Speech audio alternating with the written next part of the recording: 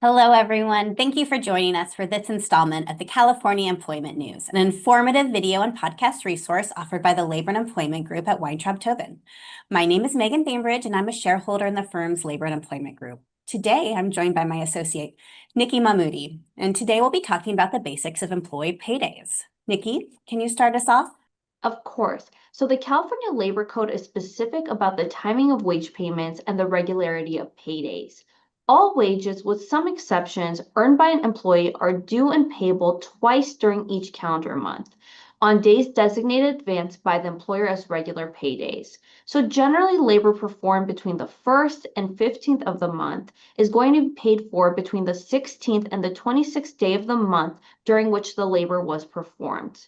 Then labor performed between the 16th and last day of the month of any calendar month will be paid for between the 1st and the 10th day of that following month. With that said, employers don't have to use that twice a monthly schedule. They can choose to pay employees weekly, bi-weekly, or even semi-monthly by designating a regularly scheduled payday with payment within 7 calendar days of the end of the pay period during which wages were earned. When it comes to exempt employees, and we're talking about, executive, administrative, and professional employees of employers covered by the Fair Labor and Standards Act, their salaries may be paid once a month on or before the 26th day of the month during which the labor was performed.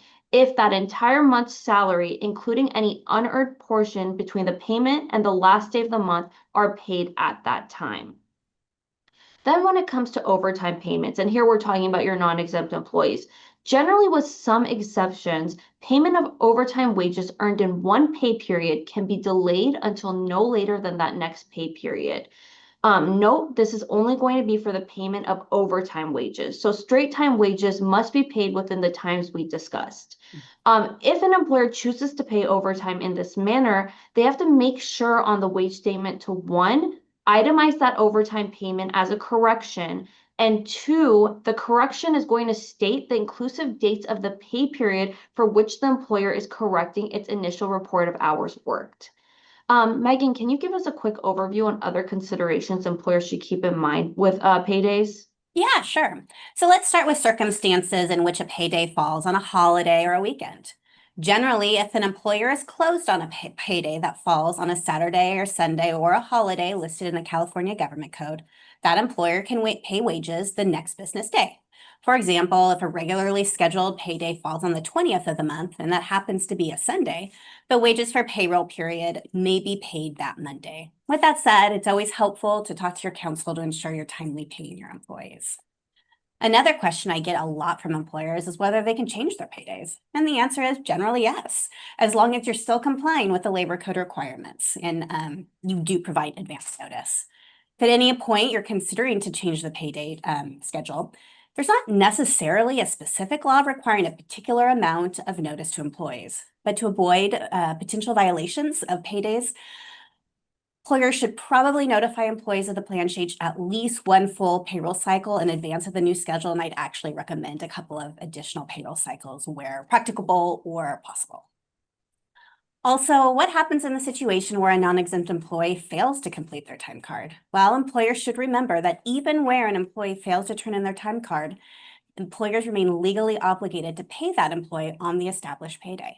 Employers can still comply with this law without a time record by paying all wages it reasonably knows are due for the employee's regularly scheduled work week. So let's say an employee regularly works a scheduled 40 hours. The employer would then pay that 40 hours and defer payment of any overtime till the next regular payday. And finally, it's important to keep in mind that the Labor Code does require that employers pay post-payday information. Pursuant to Labor Code Section 207, employers are required to keep posted conspicuously a notice specifying the paydays and the time and place of payment. And ideally, this posting should be at the regular place of work, or at least somewhere where it can be seen by employees as they come or go, or at the office or nearest agency for payment kept by the employer. Thanks, Megan. Well, that's it for now. You can continue to find our video series and podcasts through the lelawblog.com or on the Weintraub Tobin YouTube channel. Thank you everyone for joining us, and we look forward to reconnecting with the next edition of California Employment News.